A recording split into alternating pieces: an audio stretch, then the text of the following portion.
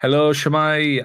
Croeso, welcome back to the Talking City podcast. Just as you thought things couldn't get worse for Man City this week, you have me back on the podcast and our new guest, David Tennant, who's floating behind me in the background, replacing Si this week.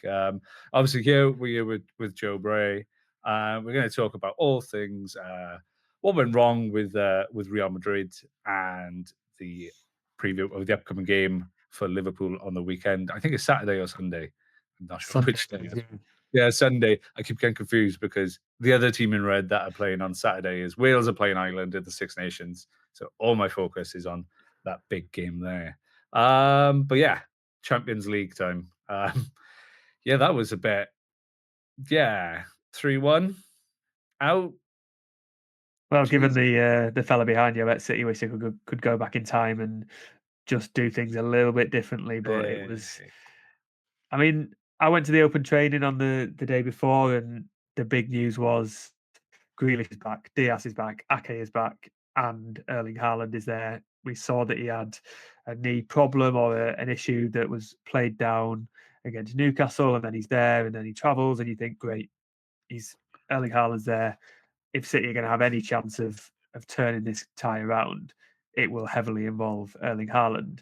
And then a few minutes before the team is announced, there's a couple of whispers on Twitter that he's not in the team, then confirmed, and he doesn't warm up, and he doesn't warm up through the game, and he was never going to come on because he reported in the day that he feels not ready to play with his knee, and he's struggling to go up and downstairs. And it felt like it's easy to say in hindsight, but it felt like the game was lost from that moment, and the City team will have known that he wasn't ready to play because they're there in the dressing room with him. They're having the same conversations that the manager is having. They will have known he wasn't available to come off the bench, and it was interesting being at home following the game because Simon was out there. Hearing Pep in his pre-match interview, he felt and sounded and looked just despondent. And there's normally, even if City are under fire, he's normally up for it. He's maybe gives a bit back, or he's just focused and just pushes off the questions. But it felt like he just what else can he do? Where every time he's in a big game, every time he thinks he's over an injury issue, something else pops up, and this time it was the player who's not missed a game in the Premier League or Champions League all season. And yeah, then there's that, and then 3 minutes in, Ruben Diaz of all people makes a bit of a hash of a long ball forward. Edison comes for a ball he's never going to get. Mbappe scores, and if the tie wasn't done already, then it's definitely done. Then John Stones goes down, and you're just looking for who is going to turn this tie around. Madrid smell blood, and City looked toothless all night. And I think credit has to go to Madrid for exploiting City's weaknesses, but at the same time, yeah, when City got the ball, it was just unimaginative. It was slow. You got players like Kusanov in there who had a pretty torrid time, but also showed a bit of promise. But Pep's talking before the game about this being an experience builder for a future game and future times where he's in these Champions League knockout games.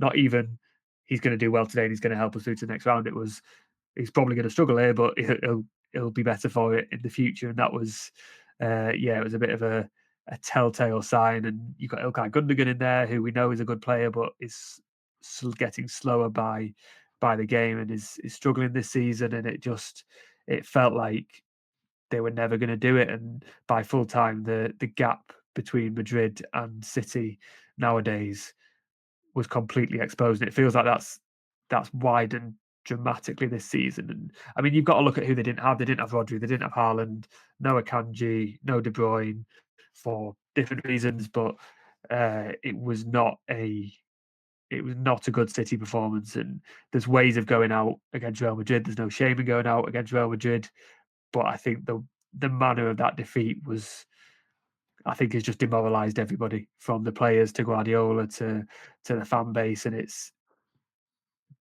they went out without a fight, and I think that's the most disappointing thing. So, in terms of teams, like, why do you think he went for that type of team? I know we said beforehand there's a 1% chance of us winning. Well, they're fourth in the Premier League. It's like, well, aggregate score-wise. Like, we've seen other teams turn it around in Champions League before. I was like, why don't you go full strength and go for it? And, have one of the biggest stories and the biggest talking points of the Champions League run, beating Real Madrid out in there. Yeah, it's just weird. It was like even walking around the streets of Manchester, a couple of us went to a Man City pub just before the game, and there was no one there. There was no one there. I was talking to someone about it, and they were like, "Ah, well, it's Madrid in Madrid, isn't it?" And I was like, "This is so strange, like so strange." It felt like the game was lost, didn't it? In the first leg, Yeah, that collapse was it just took the complete air out of the lungs of City and the fans. And if they were going to have any chance, they needed to be as strong as they can. Full strength doesn't exist for City this season because Rodri isn't there, and there's always at least one other big injury, or the centre backs aren't fit, or something happens like John Stones goes down because he can't play more than 3 games in a week. And it's yeah, I don't think they were ever going to get to a point where it was the best City side against the best Real Madrid side because it doesn't exist for City this season. But it felt, just looking at that team, it was a moment where you go, "Wow, this is going to be a battle." If it wasn't a battle already, it's going to be a real test. And yeah, I mean, in the last podcast, myself and Simon were talking about how strong do you go, and a lot of that depended on Haaland. He wasn't there, but it was, you've got the options of maybe John Stones at right back over Rico Lewis. He goes for Kusanov instead, which I think that there was no perfect answer to the right back situation. I don't. I think he was right not to go with Lewis. Kusanov gave as much as he got, but he got a lot in terms of Vinicius getting past him and targeting him. It's tricky to say. I think the game was lost in midfield because Madrid, as they as you would expect, they had Rudiger back, which meant that Tchouaméni could go back into midfield, and sort of Tchouaméni, Ceballos, and Bellingham were very good and overran City's midfield. Yeah, Bernardo and Gundogan together, they've both done a fantastic job of playing more than they should have done this season, but it really showed. And Gonzalez did well, but it was only his third start, second full game, and it's difficult to replicate what he did against Newcastle at the Bernabeu. And it was a very new team, so it's all well and good saying why didn't you go strong, but every single position had a reason why that wasn't possible. So I think you can excuse City for not having their best players and the strongest players and a fully fit, fully confident squad. But there are some things that you saw in that game which was just a lack of imagination, and they were slow. And I think Bernardo said after the game they were making mistakes and giving the ball to Madrid more than usual. And when you do that, they're going to punish you, and that's what Mbappe did. And he was ruthless and he was brilliant, but City weren't very good. And if you have that combination at the Bernabeu, you're probably lucky to get out with only conceding 3 goals. So obviously we touched upon key players being missing. Haaland again is not there. Yeah, is there any update on Haaland? Like, do we know any more? Is he fit and available for Saturday? Like, what's the situation going on there? I mean, all the noises suggested that he was going to be all right, and then he wasn't there. I think the fact that he never warmed up was a pretty clear indication that he was never going to play. Whether Guardiola thought it's going to be difficult anyway if he can't play here, then let's try and just keep him for Sunday because the priority is now the league. Maybe he saw the way the game was going and thought, I'm not going to bring him on. I don't know. He said after the game that the the images, so the scans and the tests and stuff that have been done on him, seemed fine. He didn't seem too concerned.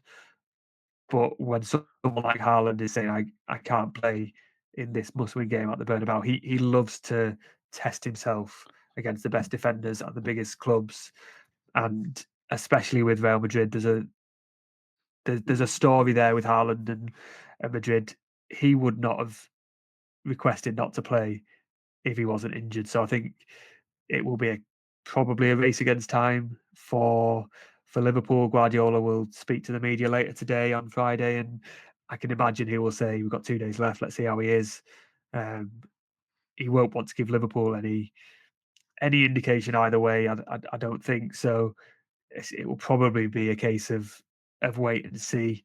It's a tricky one with a player like that because you don't want to keep him out for any longer period of time. He's got 27 goals this season. City have, for all the talk of whether he's been good or not this season, City have relied on his goals and would be in a far worse position without Erling Haaland. So as much as it is Liverpool, it's not a title race. So it might be one where if there's any doubt, leave him out and go. Then you've got a bit of a gap. Then you've got the FA Cup, and I mean, well, you got Spurs on next Wednesday, but you do have a bit of time to let him recover so that he's ready for the end of the season and he can help you win the FA Cup and get you in the top four. I completely forgot it was Friday, by the way. So I was soon to said it during that. I was so happy. And the only thing I'm getting from that is they're actually they're doing scans and tests on Haaland, and they found out he's actually human. He is Yeah, actually human. yeah. After so long, they've finally worked out Haaland is human. But yeah, so Guardiola's Champions League record with City is, barring the obvious one. Yeah, keeps falling short. I don't know why. Do you think it's a case of bad luck, or is there a deeper issue within him and that squad in terms of knockout football? I don't think this the same criticisms that have been levelled at City in the last few years apply this season. I think this season is an anomaly in terms of injuries and form and fitness, and there's so many issues that have snowballed into this one. City didn't fail in the Champions League because they lost over 2 games to Real Madrid. They failed because they didn't beat Feyenoord and they collapsed against Sporting and Juventus and PSG and threw away that position of strength after 3 games. It was 7 points with a fairly presentable run of fixtures to finish 22nd. They should. I mean, Guardiola said himself they deserved to be in the position of having a tough tie because they finished 22nd. You've got to beat Real Madrid to win the Champions League. Pretty much, if you're able to win it without facing Real Madrid, you've got lucky. I think maybe if they'd got someone else, it might have been worse. If they're playing someone who, on paper, in this knockout game, I'm thinking. So Club Brugge, for example, playing Atalanta. If they're playing Atalanta and they go out, that's more of a crisis. If they're playing Real Yeah. Madrid, you think, right, well, they've got Bellingham, Vinicius, Mbappe. They're all brilliant players who can really punish you. It's not like Monaco. It's not like Lyon. It's not like even Chelsea in the final. It's one where they've simply been beaten by a very, very good team and they've had their own problems. It's not even like when they lost at the Bernabeu with 2 minutes to go when they had a massive position of strength where they were better than Real over those two ties, but just kept letting them back into the game and they came back in the last minute. So I think nobody expected them to win the Champions League this year. I mean, if they got through this, it would have been one of the greatest results they'd had. But I don't think you would have expected them to beat either Atletico or Bayer Leverkusen or then go forward Arsenal or Inter Milan. It's not a case of they've lost and they've thrown away a chance of winning the Champions League. They were so far away because of all the reasons we know about everything that's happened this season. Um, it's a very bad way to go out, but it's not as bad, I don't think, as the seasons where they had a squad equipped to win the Champions League and they've thrown it away themselves. This time, they weren't going to win the Champions League. They weren't good enough to, and they've been beaten by a side who probably will go on and win it. So you said it was a bad way for them to go out. So do you think that loss and that exit then will damage City's morale for the rest of the season, or they're just putting it to a case of let's just choke it off. We're done. We didn't expect to go through. Let's just focus on Premier League. You would hope it's the second one. I'd imagine they will be angry about the way that they just didn't put any fight against Real. You can go out at the Bernabeu. They have gone out at the Bernabeu in the past. They've gone out to Real on penalties, but yeah, the way that they were never ever in that second leg, I think will hurt them and hurt their pride. And we've had a couple of scathing comments from Bernardo and Ruben Diaz saying that they weren't good enough and there's tough times ahead. And Bernardo's talking about the need for a sort of a clear out in the summer, which you don't often hear from a player saying that. But yeah, the other hand is they have something now which they've not had in years, which is 3 or 4 months, where barring I think 3 weeks or 2 weeks confirmed, maybe a couple more for FA Cup, they're going to have no midweek fixtures. So I think of the next 13 weeks, they've got I think 9 guaranteed midweeks where they don't have a game. So with all the injury stuff, with all the complaining about not being on the training pitch, they can do that this season. They can integrate those new signings. They can make a decision on which players are good enough to continue with them and who isn't. I think that could be a blessing in disguise, especially if they need to get the top four to qualify for the Champions League. You expect them to do that, especially if top five probably being involved in that as well. But they've still got to do it, and the FA Cup is a very open tournament now. There's no Chelsea, Arsenal, United. United are in there, Tottenham are not, Liverpool are out. So the only team they've really got to beat are United and then like Newcastle and Bournemouth and Forest, who are doing well this season but are beatable. So City will look at that FA Cup and think, right, we've had a rubbish season, but we've really got an opportunity to go and do that now, and we've got the time to prepare and prioritise those games. It's not going to be a case of coming back for a semi-final like last time against Chelsea, 2 days after playing Madrid and being tired and slagging off the FA in your interviews. They've got no excuse really to qualify for the top four and give the FA Cup the best go. So it will really, really hurt their pride. And to be out of the Premier League title race and the Champions League in February is very bad for City and for these players who win a lot. But they can only do what they do now, and that is put themselves in the best position for the top four of the FA Cup, and then they probably have an advantage over some of the other teams in the Club World Cup in that they've got that time. They're not going to have a pre-season in the summer, so they've got to even think further ahead. These few weeks can essentially be a pre-season for some of the players who've arrived who need that time. So it's bad. It's not good, but it's an opportunity now to have some time that they've just lacked for so long. And sorry, Joe, you mentioned, I got to call you out there. You mentioned all the teams in the FA Cup. You forgot to leave out Cardiff City. Sorry, yes, yeah. You left them out. You didn't, mate. We've got Villa coming up. Not winners. So Cardiff City are going to do it. Cardiff City in the final. I think if City arrived in the final and had Cardiff City, they'd be delighted. But also, you'd have City fans thinking, "Oh, this is going to sum up the season that we get to the cup final and avoid everyone and lose to a championship side." I mean, at least a City team in blue would win the FA Cup, I guess. So yeah, Premier League, big game on the weekend at home in the Etihad, Liverpool. So yeah, Liverpool flying, top of the league, looking very, very dangerous right now. It's just They're looking dangerous, but yeah, they've wobbled a little bit, and a bit like Haaland showing he's human. They've shown that they can be got at. The teams that got at yeah, them were Everton, who were sort of emotionally charged with the whole Goodison Park farewell, and Aston Villa are very, very good this season, especially with their January signings. But I mean, I saw the game against Wolves, and they weren't very good or very convincing, and they've relied on sort of individual moments on Salah in the last few weeks. And I mean, they lost to Plymouth in the cup, but it was a much changed side. But Slot wasn't happy. Now he's come out and he's slagging off Darwin Núñez for his work rate. And I wonder if this is their little period where they expect to win the title. If they don't, it'll be an incredible collapse. But I wonder if they're just doubting themselves a little bit. So I would expect them to beat City. I think they will.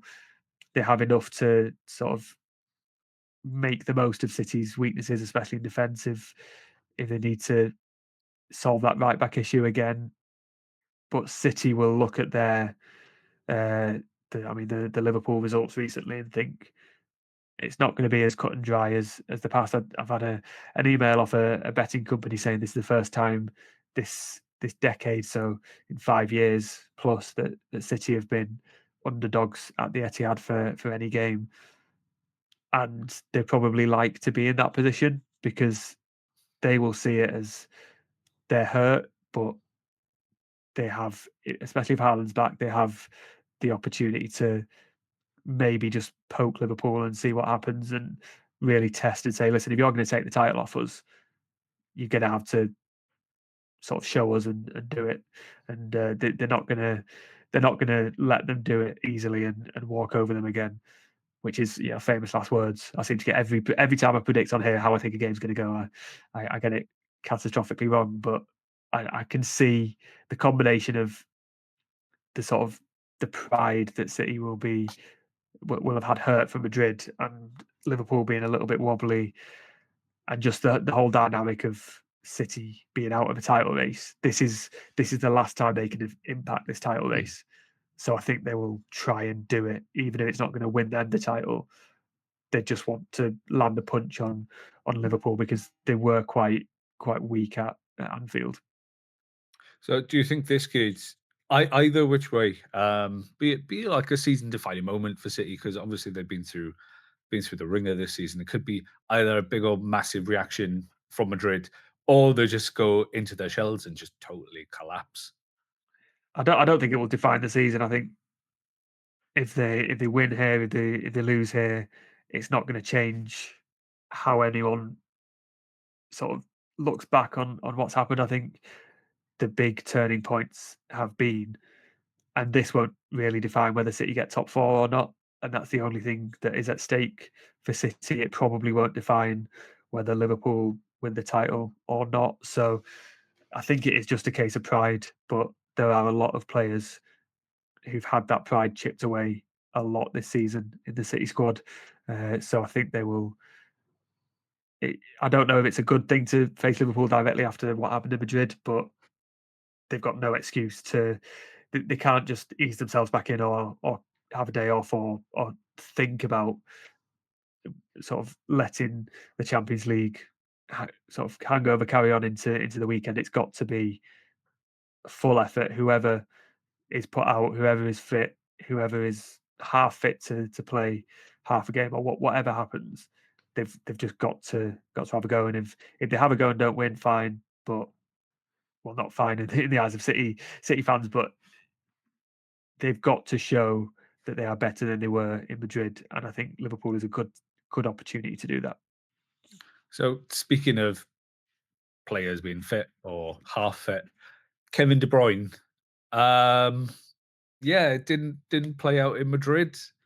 Do you think he plays against Liverpool? Like, what's going on?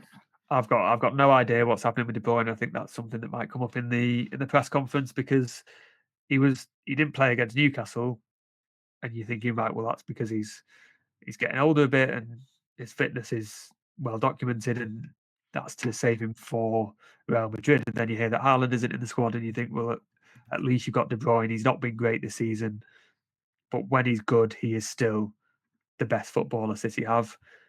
And then he's not on the team sheet, and he doesn't come off. I think he didn't come on because the game was completely beyond City, and Madrid are doing Poznan's and Ole in City, and it would have.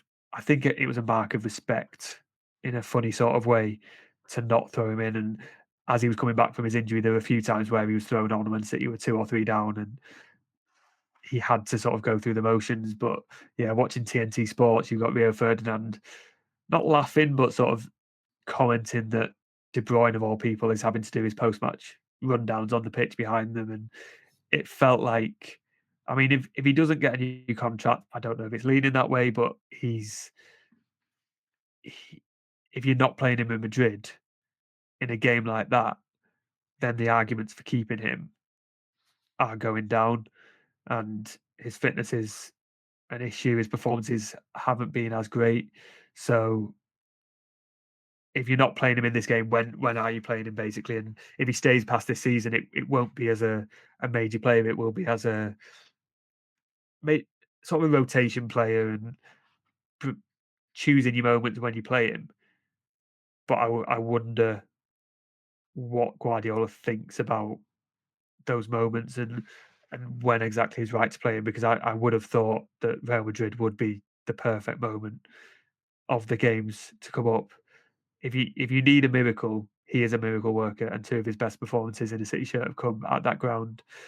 So it felt odd. I mean, Guardiola could come out and say he wasn't fully fit. It was just an interesting talking point. It felt like the beginning of the end, and if he does leave, we don't know where he would go. He could have played his last Champions League game, and that would be quite sad if it wasn't. If it's happened in that way, where he's just sort of watched on as a pretty limp City side go out without a fight, and he's not called upon. That would be sad if that's his way of exiting a competition that he's been so brilliant in, and he's just. I mean, the two finals that he played, he's come off injured. He's been so unlucky, albeit with a winners medal in the Champions League. So it's yeah, I don't know. It could be reading too much into it, but it feels like there was maybe a bit of a turn in his situation, because I don't understand why you would keep him on the bench or name him on the bench in the first place in a game like that.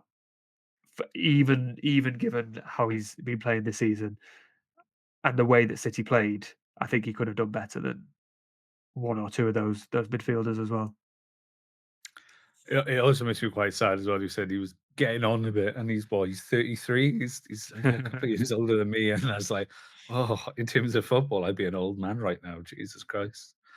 Yeah, Um, I see all these, on the aging squad at City, and they've got however many players that over 30 or approaching 30, and I'm, speaking to Nathan Ake and Jack Grealish, and they're the two that I can think that are 30 years old, and thinking, I'm speaking to you, and you feel like you're an old footballer, but I'm like, we're basically the same age. This is a strange dynamic.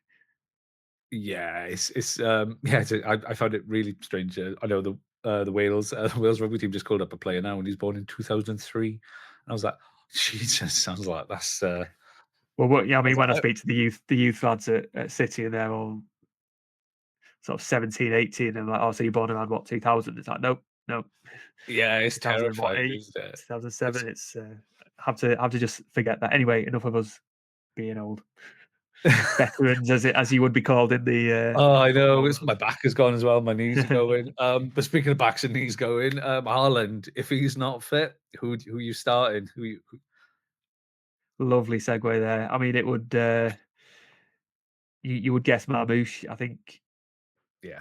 it Yeah. wasn't the worst thing to start him at Real Madrid. He's just on the back of a hat trick. He did a lot of running. I think he had zero support, and there was a couple of times where he got it and carried it over the halfway line, and he sort of looked around and there's no one within 20 yards of him, and you just need Foden to run up, or Savinho on the other side, or I mean, that's probably where Kevin De Bruyne would have maybe slowly but bust along to go and get there. And uh, he was quite. He had a bit of fight at the end when Madrid stopped playing because they'd won the game, and it was his free kick that was tipped on the bar, and Gonzalez converts. So it wasn't a sort of an anonymous performance. He was given a very, very difficult task, um, especially up front when he's looked all right for City in his early career. It's been either as a second striker or out wide, but he's played as a solo striker for Frankfurt, and he's got 23 goals this season among his various positions. So yeah, he would be the one, and he's what you would get from him is endless running, and I wonder if it's probably better to have him at least in that middle area as well as Haaland anyway, because Haaland against Van Dijk and Canate, especially if Haaland's maybe concerned about his knee, he's got the better of them in the past, but it's always been a really good battle with those two. If you add someone like Marmoush into the mix, you take one away and you've got a lot of different running. I think that would be the ideal way of doing it. But if you have just Marmoush against Van Dijk and Canate, he can stretch them and there might be a way of getting Foden in the gaps, or Savinho if Doku's ready to come back as well. It could be a way of playing around those players rather than putting Haaland up and trying to batter your way through them. So finally, big question now. Scores on the doors, predictions time for this weekend. Predictions, expectations. How do you see this game going? And can you give me a score prediction? I think it will be closer, definitely closer than Anfield, definitely closer than City found in the week. I think a draw would be a very, very good result given what's happened. I think it'll depend on whether Haaland's fit to play. I think if Haaland's fit, I could see a 1-1 just based on Liverpool being a bit wobbly at the same time.